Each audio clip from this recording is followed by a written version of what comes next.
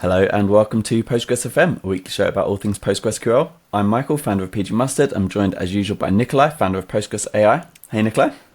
Hi Michael. And today we are delighted to be joined by Alexander Kukushkin, a Postgres contributor, currently working at Microsoft, and most famously, maintainer of Patroni. We had a listener request to discuss Patroni, so we're delighted you agreed to join us for an episode. Alexander. Yeah, hello Michael, hello Nikolai. Thank you for inviting me. I'm really excited to talk about my favorite project. Us too. Perhaps as a starting point, could you give us an introduction? Like, for most people I think will have heard of Patroni and know what it is, but for anybody that doesn't, could you give an introduction what it is and why it's important? Yeah, so Patroni, like in simple words, it's a failover manager for Postgres. It solves problem of availability of a primary.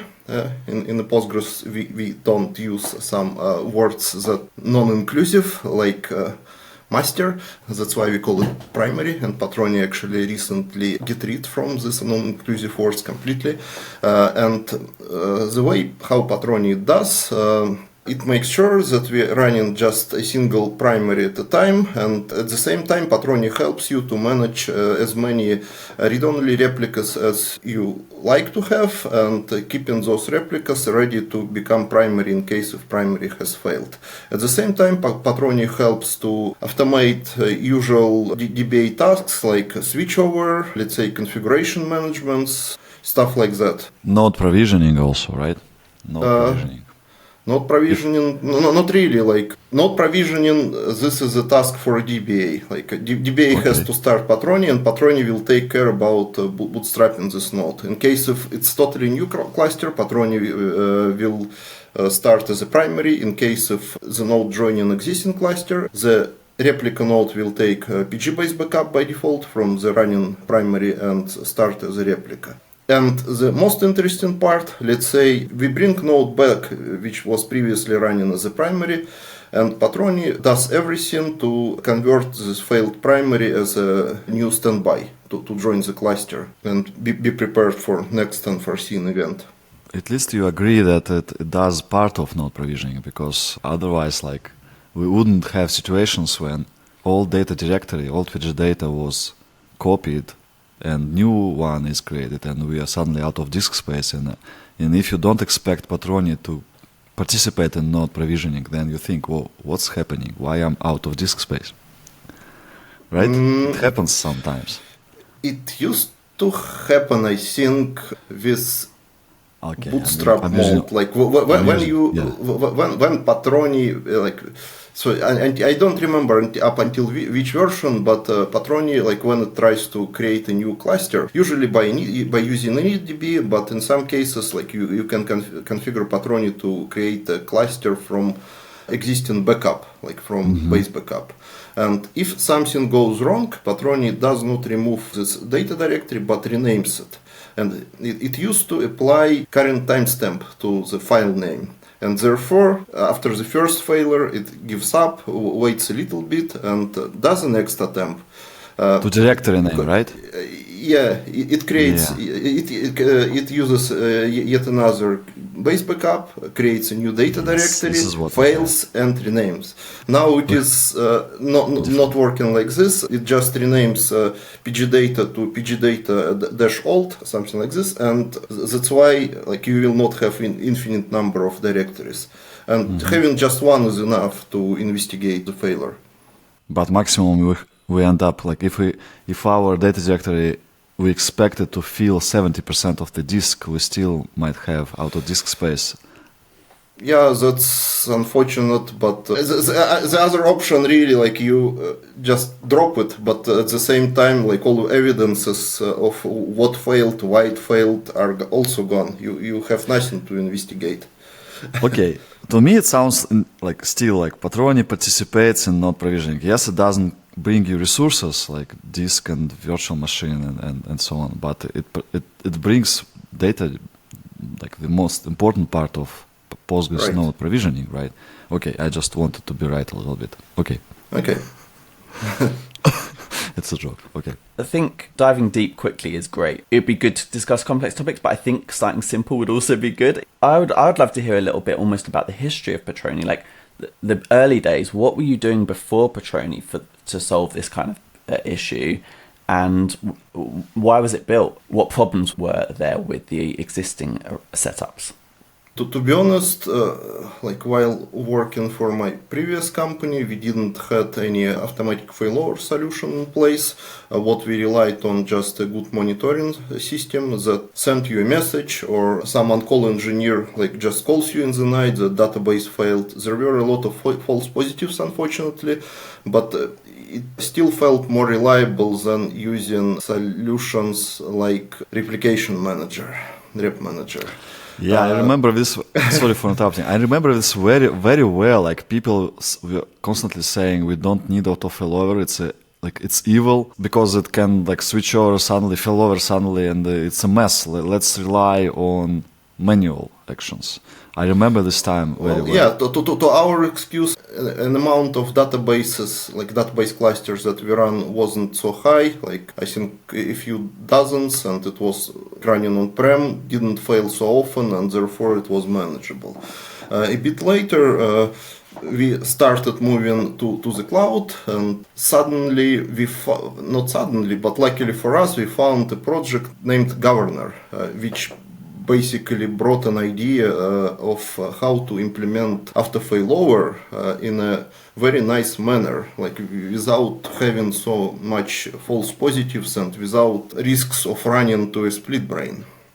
Was it abandoned project already, or? No. So it was not really abandoned, but it wasn't also very active. So we started playing with it, found some problems, reported problems to maintainer of Governor, got no reaction unfortunately, started fixing those problems on our own, and at some moment number of fixes and some new nice features accumulated, and we decided just to fork it and give a new name to the project. So this is how Patroni was Georgian born. name, right? Right. Due to What does it mean? governor in Georgia. Governor. I think yeah, so. almost. Very close, but I'm not a good person to explain like or to translate from Georgian because I don't. Yeah, the name I know yet another word in Georgian, and it's spilo.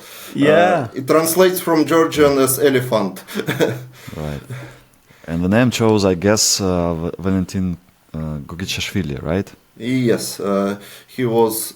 No, at that time he wasn't my boss anymore, but we still worked close together, and I really appreciate his creativity in inventing good names for projects. Yeah, great names. And is this a good time to bring up Spilo? Like, what is Spilo and how is that relevant? Spilo, as I said, it translates from Georgian elephant. When we started playing with Governor, we were already targeting to deploy everything in the cloud. We had no other choice but build a Docker image and provision like Postgres in a container. And we called this Docker image Spilo. Basically, we packaged Governor, Postgres, a few Postgres extensions, and I think it was Wally back then as backup and point in time recovery solution. Yeah. And it still exists to this day as Spilo, but now with Patroni. Yeah, of course. Now there is a Patroni inside, and now Spilo includes plenty of Postgres major versions, which may be an anti-pattern, but it allows you to run major upgrade, like in place major upgrade. It also includes Volgy nowadays as like a modern replacement of Wally. And so and I it's a think part it's used of not only operator, right? It's not really part of operator. So Spilo is a product on its own. I know that some people run Postgres on Kubernetes or even just on virtual machines with Spilo without using operator. But using Docker, for example. Yeah, of course. Yeah. But that is a good opportunity to discuss Postgres operator. Postgres-operator was Zalando's, was that one of the first operators of its type? I know we've got lots these days. Well, maybe it was, but at the same time, the same name was used by Crunchy for their operator. They were developed in parallel, and back then Crunchy wasn't relying on Patroni yet. As I said, like, we started moving things to the cloud, and at some point Vector moved a little bit and started running plenty of workloads on Kubernetes, including Postgres. Since deploying everything manually and, more importantly, managing so many Postgres clusters manually was really a nightmare, we started building Postgres operator. Back then, I don't think some very nice Go library to implement operator pattern existed, and therefore, like, people had to invent everything from scratch, and there is a lot of boilerplate code that copied over and so on. Is it only the move to the cloud what mattered here, but maybe also moving to microservices, splitting everything to microservices? Because I remember from Valentin, microservice, for example, of course, played a big role,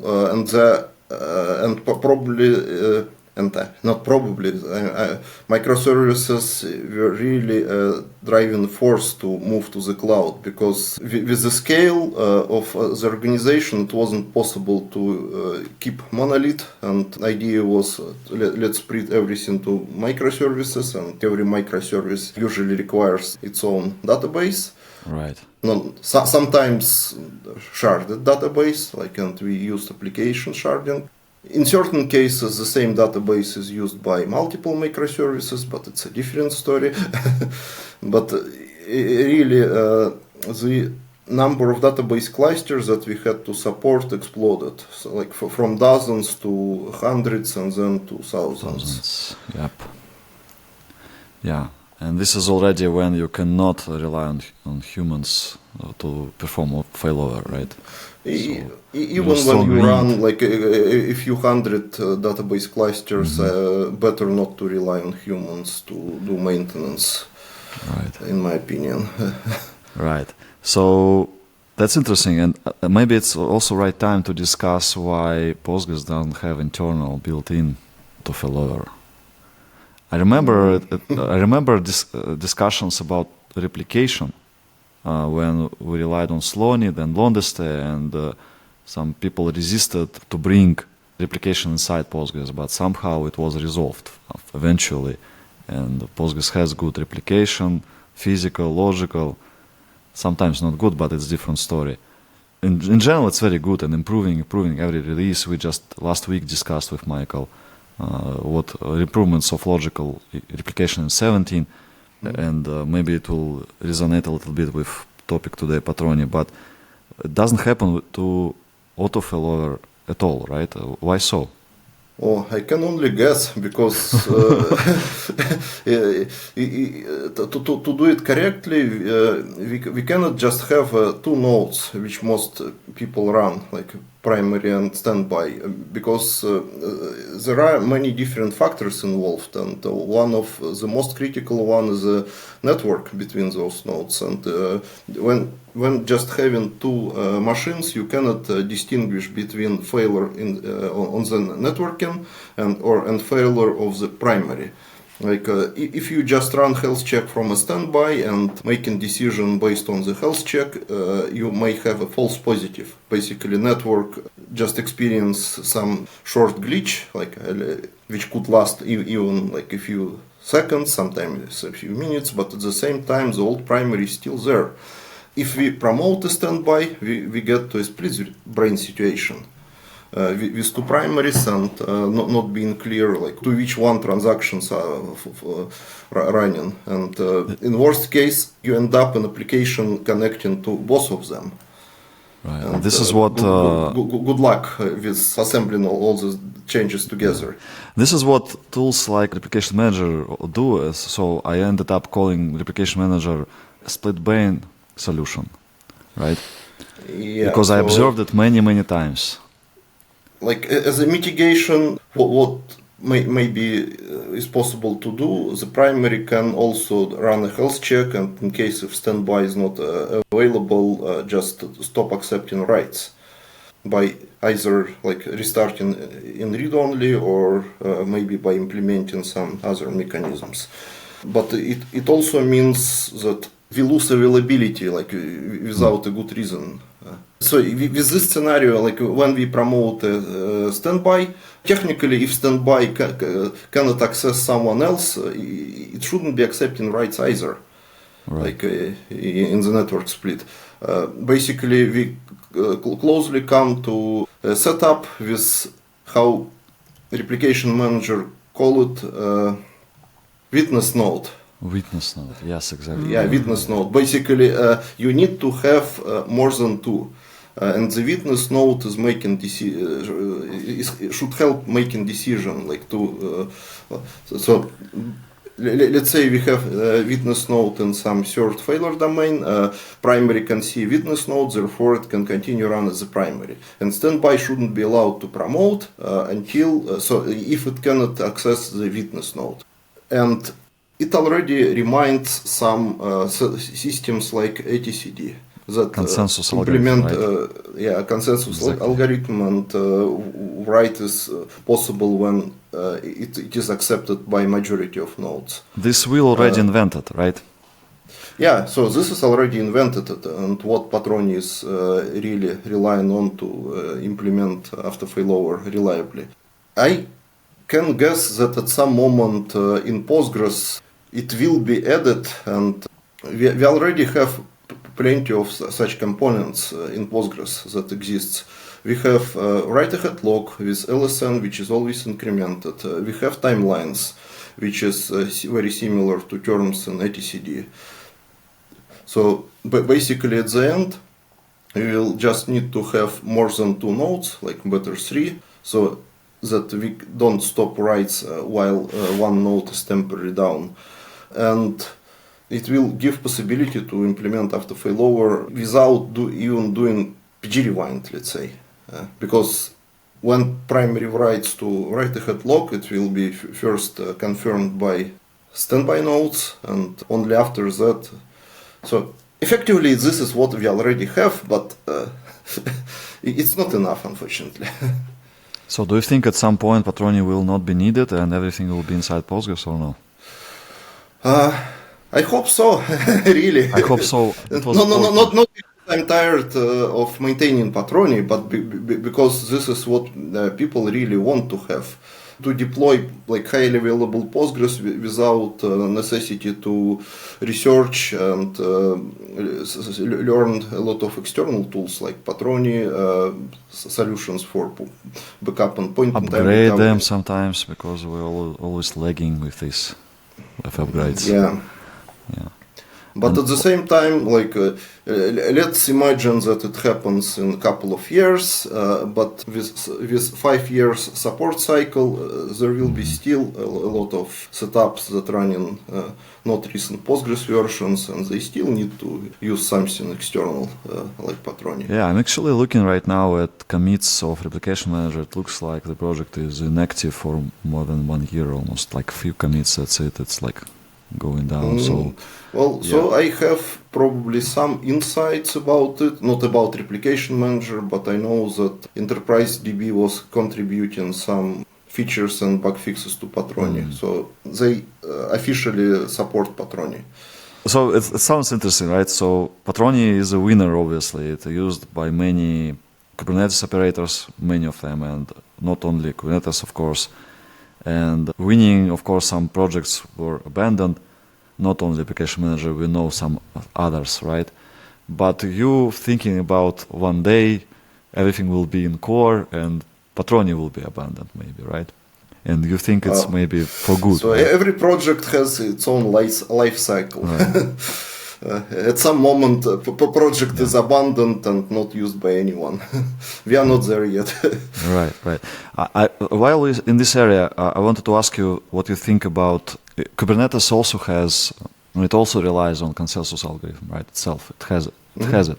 Why some operators choose? Why do they choose to use Patroni while others like Cloud Native PG decide to rely on Kubernetes native mechanisms and avoid using Patroni?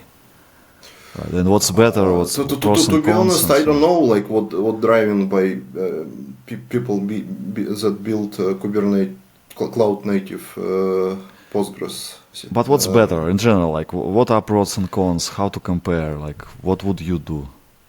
In a sense, so cloud native PG. So there is a component that tries to manage all Postgres clusters and decide whether some primaries failed and promote one of the standbys. I'm not sure how they implement a fencing of the failed primary, because if you don't correctly implement fencing and promote standby to the primary, you again end up in a split brain situation.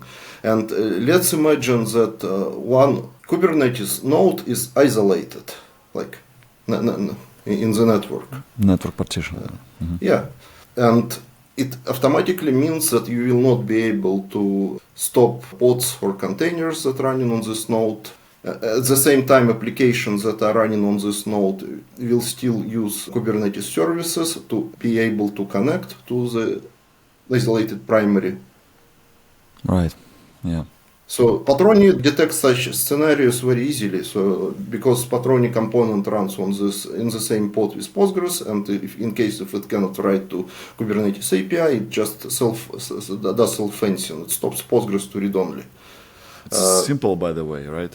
Super Yeah. simple. So I don't know, like if they do something similar. Like in case if they don't, it's dangerous. We should do a whole separate episode of Cloud Native PG, actually. I think that would be a good one. Yeah, I'm not saying that cloud native PG is bad or like does something wrong. So I'm just trying to raising understand questions. what they're doing and raising my concerns. Of course. Right.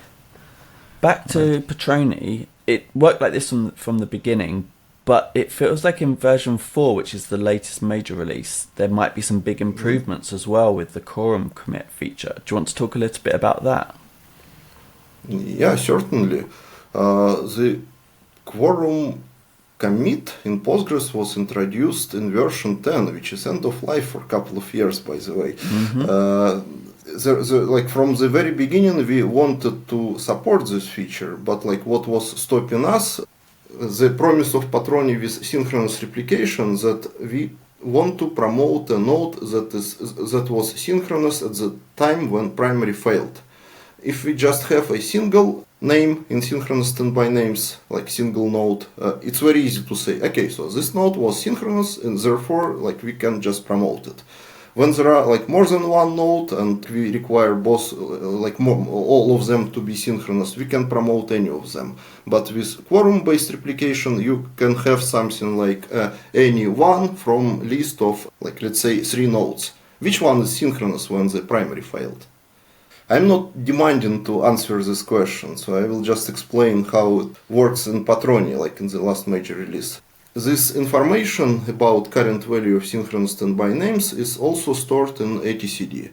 Therefore, like those 3 nodes that are listed in synchronous standby names know that we are listed as quorum nodes, and during the leader race, they need to access each other and get some number of votes.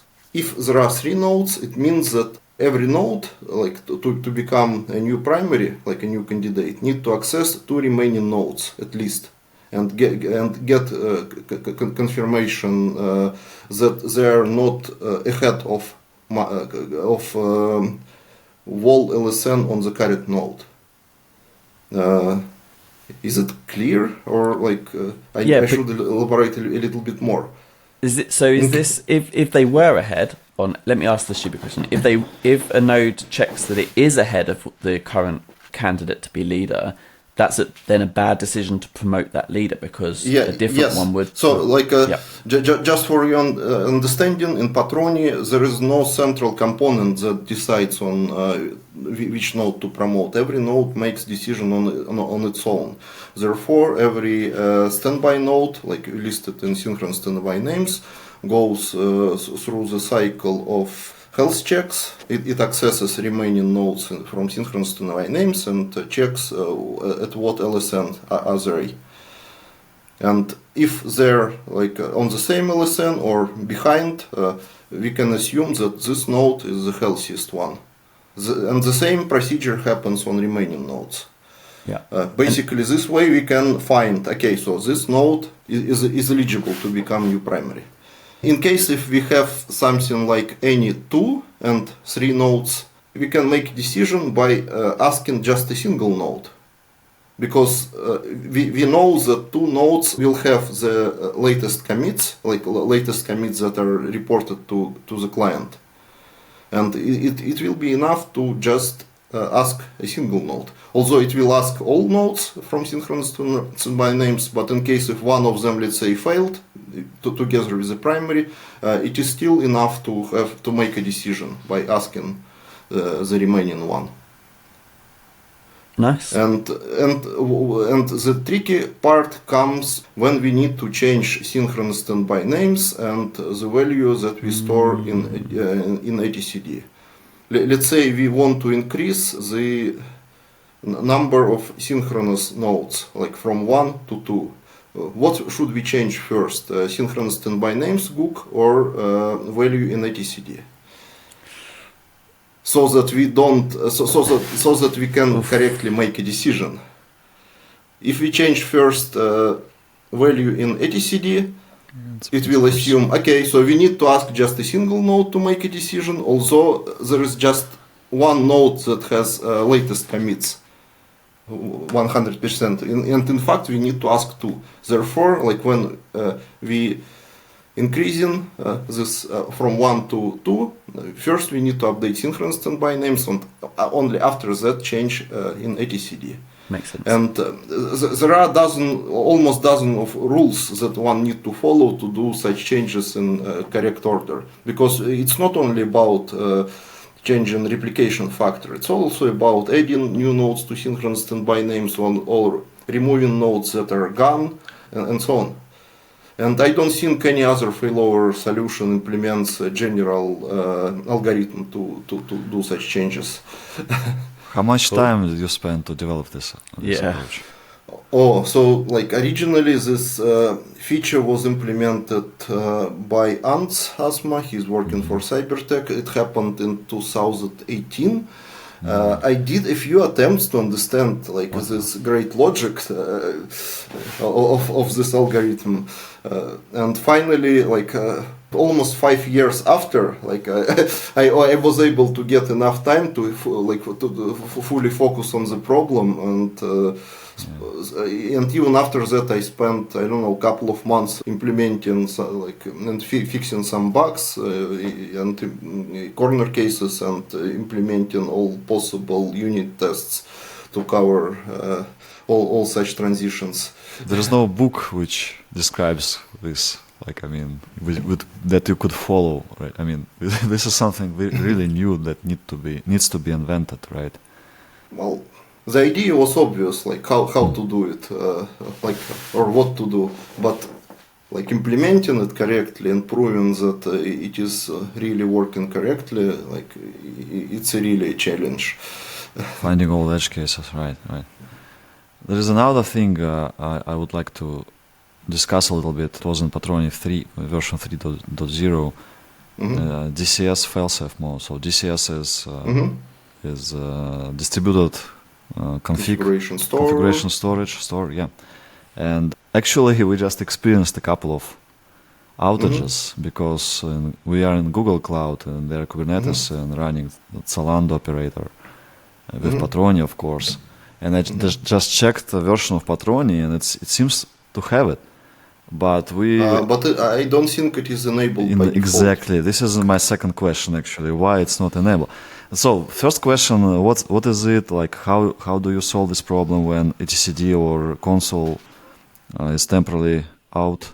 Let's start from problem statement. The promise of Patroni is that it will run as a primary when it can write to distributed configuration store, like to etcd. If it cannot write to etcd, it means that maybe something wrong with etcd, or maybe this node is isolated and therefore writes are failing. And when node is isolated, it's apparently like working by design. Patroni like cannot write to etcd. It will stop Postgres in read-only mode. But in case if etcd is totally down, like because of I don't know some human mistake, you cannot access any single node of etcd. And in this case, Patroni also stops primary and starts it in read-only to protect. From the case, let's say some standby nodes can access DCS at the same time and promote one of the nodes. So people were really annoyed by this problem and were asking why we are demoting primary, and like so far the answer was always alright, so we cannot determine the state and therefore like we demote to be on the safe side. The idea how to improve on that came at one of Postgres conferences after talking with other Patroni users. Like how it is improved using failsafe mode. The primary, like when it can determine that none of etcd nodes are accessible, it will try to access all Patroni nodes in a cluster using Patroni REST API. And in case if Patroni primary can get a response from all nodes in Patroni cluster in the failsafe mode, it will continue run as a primary. In this case, it's much stronger requirement than quorum or consensus. So it is not expecting to get responses from, let's say, majority. Like it really wants to get responses from all standby nodes to continue to run as a primary. Yeah, so like this feature was introduced in Patroni version 3, but it is not enabled by default because I think there are some side effects when you enable this node, this mode in certain environments. Probably it is related to environments where your node may respawn with a different name. Need to think about it. This behavior is documented. Yeah, we will explore this. Thank you so much for it. But it sounds on like Kubernetes it is safe to enable it. Yeah, we should start using this. This is what I think as well. Yeah, definitely will explore. Thanks. Like pods always have the same name, just different IP addresses. I just got help for, and as usual, I just wanted to publicly thank you for all the help you do for me and actually many companies. Many years. This is huge. Thank you so much. Yeah. I'm happy to help. Yeah. So another thing I wanted to discuss is probably replication slots. And I remember a few years ago you implemented support for failover of logical slots. Now we have it in Postgres, right? So finally, yeah. One thing was basically removed, I guess, from Patroni, right? Or you still keep this functionality? So we still keep it, and we didn't done anything special in Postgres 17. It was, I think, it was added in 16 even, no? Failover of or 17. Well, ability to use a logical slot on physical standbys was in 16, but failover in 17. We just discussed yes, it. Exactly. Yeah. Exactly. I confused. So that's why I'm saying we didn't done anything special. Although I did some tweaks to make this feature work with Patroni, because it requires to have your database name in the primary coninfo, and Patroni wasn't putting the DB name to primary coninfo because for physical replication it's not useful. Mm-hmm. But I wonder, does it? I wonder in my head, like of course we create slot on the primary, it's clear, but Patroni main task is to keep primary alive, to take care of high availability HA for the primary. Okay, but if we have multiple replicas, multiple standby nodes, and one of them is used, or maybe a few, but at least one of them is used to logically replicate to some Postgres or Snowflake or anywhere, or Kafka or something. In this case, standby. If this, from standby, because it's good, we like less risks on the primary, like and so on. and wall sender is not using CPU and so on, and no out of disk risks. So now we have this standby, and it's dead suddenly. It's not the job of Patroni to take care of it, right? Because we need some mechanism to fail over standby now. Well, you mean to keep logical replication slot on a new standby where you would like to connect? In theory, Patroni maybe can take care of it, since it's possible to do logical replication from standby nodes since Postgres 16. So how it's implemented currently in Patroni, like logical failover slots, it creates logical slots on standby nodes and uses PG replication slot advance to move the slot to the same LSN as it's currently on the primary. So basically, assumption is that logical replication happens on the primary. In theory, there is no reason why it cannot be done for standby nodes. Let's say, like, we create logical slots or on all standby nodes, like with the same node, with the same name, and Patroni can watch like which one is active and publish this information to etcd. And remaining standby nodes will again, like Patroni on remaining standby nodes will use PG replication slot advance to move LSN on standby nodes. So in theory it could work, but I don't know like if I would have time to work on it. Right. I'm just trying to understand. This is new, relatively new feature since 16 yes. to be able to logically replicate from physical standbys, but please keep in mind that it still affects primary. Right. So you mean like maybe like PG wall will not bloat, but PG catalog certainly will.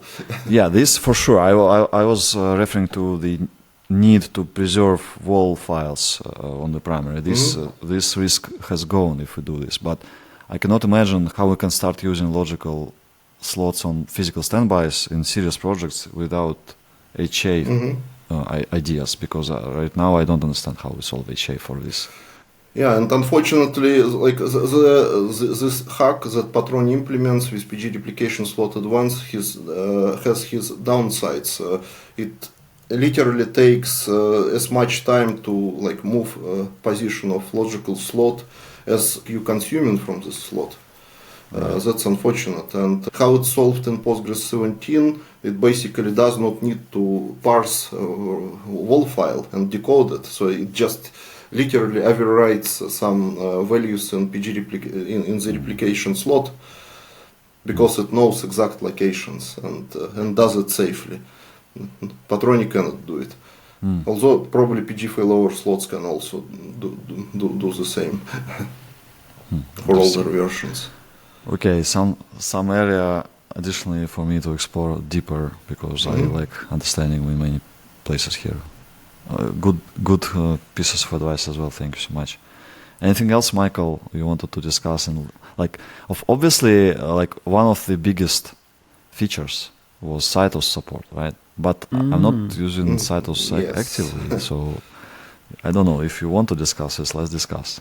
I know that some people certainly do, because from time to time I get questions about CyTOS with Patroni on Slack, or maybe like not CyTOS specific questions, but according to like output of Patroni control list, they are running CyTOS cluster. So there is certainly demand, and I believe with Patroni implementing CyTOS support, it improved quality of life of some organizations and people that want to run sharded setups.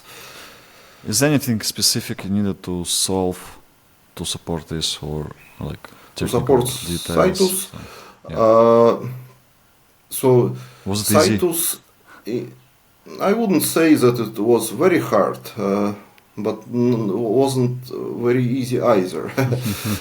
So CyTOS has notion of CyTOS coordinator, where you like originally you're supposed to use coordinator for everything, to do DDL, to run transactional workload and so on. And on coordinator there is a metadata table where you register all worker nodes, and worker nodes this is where you keep the actual data, like shards. And what I had to implement in Patroni is registering automatically worker nodes in Citus metadata. And in case of failover happens for the worker nodes, we need to update metadata and put new IPs or host names, like whatever. And but basically, when you want to scale out your Citus cluster, you just start more worker nodes. Like, and every worker node, in fact, is another small Patroni cluster. So technically, like in Patroni control, it looks like just a single cluster, but in fact, it's one cluster for coordinator, one cluster for every worker node, and on each of them, there is its own failover happening. If you start worker nodes in a different group, like in the new one, like it joins existing Citus cluster, and Patroni and the coordinator register new worker nodes. But what Patroni will not do, it will not redistribute existing data to the new workers. This is something what you will have to do manually afterwards, and it has to be your own decision how to scale your data and replicate to other nodes. Although, like nowadays, it's possible to do it without downtime, because all enterprise features of Citus are included in Citus version 10. So everything what was enterprise now is an open source. That's cool. I saw Alexander has a good demo of this, of Citus and Patroni working together, including rebalancing. I think it was CitusCon last year. So it was CitusCon. Nice. I'll include that video in the show notes. I wish I had all this a few years ago. when of course, like there was a little bit more work under the hood. Like in case if you do write workload via coordinator, it's possible, like Patroni can do some tricks to avoid client connection termination, like while switchover of worker nodes is happening. This is what I did during the demo. There are certain tricks, but unfortunately, like it works only on coordinator and only for write workloads. For read-only workloads, your connection will be broken. That's unfortunate. Maybe one day it will be fixed in the Citus. Maybe one day, like the same stuff will also work on worker nodes. And by the way, on Citus, like you can run transactional workload by connecting to every worker node. Only DDL must happen via coordinator. Nice. Speaking of improvements in the future, do you have anything lined up that you still want to improve in Patroni? That's a very good question. Usually some nice improvements are coming out of nothing. Like you don't plan anything, but you talk to people and they say, it would be nice to have this improvement or this feature, and you start thinking about it. Wow, yeah, it's a very nice idea, and it's great to have it. But I rarely plan like some big features from the ground up, let's say. So what I had in my mind, for example, it's a failover to a standby cluster, like in Patroni. Right now, it's possible to run standby cluster, which is like not aware of the source where it replicates from. It could be replicating from another Patroni cluster, and what people ask, we have a primary Patroni cluster, we have standby Patroni clusters, but there is no mechanism to automatically promote standby cluster because it's running in a different region and it is using completely another etcd. So they simply don't know about each other. It would be nice to have, but I cannot promise when I can start working on it and whether it will happen. I know that people from Cybertech did some experiments and have some proof of concept solution that seems to work, but for some reason they're also not happy with such solution they implemented. Yeah, sounds tricky. Distributed systems are always tricky. Yeah. Get that on a t-shirt. Thank you for coming. I as usual, I use podcast and all events I participate and organize and so on, and I use just for my personal education and daily work as well. I just thank you so much for help again. Yes, thank you for inviting me. It's a nice job that you are doing. I know that many people listening to your podcasts and very happy about it. They learning a lot of great stuff and also making a big list of to-do items, like what to check and what to learn. And so on. I cannot say the same about myself, that I watch every single episode, but I sometimes I do. Cool. Thank you. Thanks so much, Alexander. Cheers, Nikolai. Thank you. Bye-bye. Bye. Bye.